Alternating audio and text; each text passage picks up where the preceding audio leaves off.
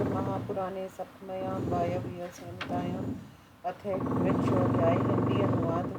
वायुदेव ने कहा, तब देवताओं में प्रमुख विष्णु, इंद्र आदि सब भयभीत होकर इधर उधर भाग गए। कुछ बिना चोट लगे हुए देवताओं को भागता हुआ देखकर और दंड देने योग्यों को बिना दंडित देख वीरभद्र कुपित हुआ। समस्त शक्तियों को दूर करने वाले त्रिशूल को लेकर महाभाऊ वीरभद्र ऊपर की ओर देखकर मुख से आग उगलने लगे। हाथियों को जैसे सिंह दौड़ाता है वैसे ही उसने देवताओं को दौड़ाया। दौड़ते हुए उनकी चाल अच्छी लगी, वे मत वाले हाथी की भांति देखने योग्य हो गए। उस बलवान ने देवताओं को विचलित कर दिया। जिस प्रकार मत हाथियों के झुंड का स्वामी महासरोवर को मत कर नीला सफेद लाल कर डालता है, वैसे ही वीरभद्र सोने के तार लगे हुए व्याघ्र चर्म को धारण कर छेदन भेदन गीला करते फाड़ते तथा मथते हुए धूसा में लगी हुई आग के समान देवताओं के बीच में हाथ में शूल धारण कर घूमता हुआ वे सब देवता उस एक वीरभद्र को हजार जैसा मानने लगे। इधर भद्रकाली युद्ध के बढ़ने से मदमत हो गई। अग्नि निकलते हुए शूल से युद्ध में देवताओं को मारने लगी। रुद्र के कोप से उत्पन्न वीरभद्र भद्रकाली के साथ शोभित हो रहा था। धुआं से धूमिल युगांत काल की अग्नि के समान भद्रकाली युद्ध में देवताओं को भागती हुई शोभित हुई।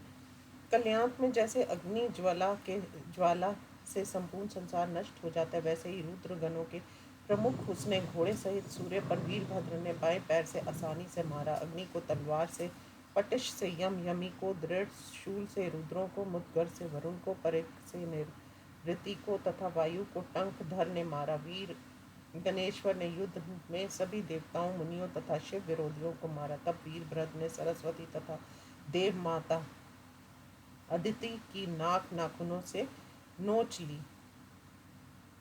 माता अग्नि की भुजा और उनकी 2 अंगुल जीभ कुठार से काट ली। स्वादेवी की दाहिनी नाक और बाएं स्तन का चुचुक नाखून से नोच लिया। भक्त देवता ने के कमल पुष्प के समान दोनों नेत्र वीरभद्र ने शीघ्रता से बलपूर्वक निकाल लिए। पूषा देव की दंत पंक्ति मोतियों की माला के समान निकाल लिए तथा धनुष की नोक से मारने पर वह अस्पष्ट वचन वाला हो गया। फिर चंद्रदेव को खेल ही खेल में चरण के अंगूठे की कीड़े की भांति पृथ्वी पर घिस डाला। वीरभद्र ने क्रोध से दक्ष पर का सिर उसकी स्त्री वारिणी के हाहाकार करने पर भी काट लिया और उसे भद्रकाली को दे दिया। ताड़ के फल के समान उस सिर को लेकर वह देवी प्रसन्न होकर स्मर भूमि में उसे गेंद की भांति खेलने लगी। तब दक्ष की यज्ञ स्त्री कुशीला अपने पति की भांति गणों के द्वारा हाथों पैरों से मारी गई। अरिष्ट, नेमि, सोम, धर्म, प्रजापति, बहुत पुत्रों वाली अंगिरस, ऋषाशव, कश्यप ऋषियों को सिंह के समान पराक्रमी गणों के स्वामी गला पकड़ कर वाणी से झिड़कते हुए सिर पर मुट्ठियों से मारने लगे। भूत वेतालों से अपमानित स्त्री पुत्र कुटुंब वाले वे ऋषि ऐसे व्याकुल हुए जैसे कलयुग में दुराचारियों से कुलीन स्त्रियां पीड़ित होती हैं। वे स्थान कलश के फूटने, स्तंभों के टूटने से आनंद रहित हो गया। यज्ञशाला जलने लगी, उसके दरवाजों के तोरण तोड़ दिए गए थे। देवताओं की सेना उजड़ गई, तपस्वी पीटे गए, वेद पाठ शांत हो गया तथा समाज तितर बितर हो गया। आतुर रोने लगी, सभी सामग्री नष्ट हो गई। पीड़ित यज्ञ स्थान शून्य भवन जैसा हो गया। शूल के प्रहार से नष्ट भुजा, छाती, टांग तथा कटे हुए सिर वाले देवता भूमि पर पड़े थे। उन मरे तथा गिरे हुए हजारों देवताओं में वे गणों के स्वामी कुछ समय बाद यज्ञ स्थल पर आए।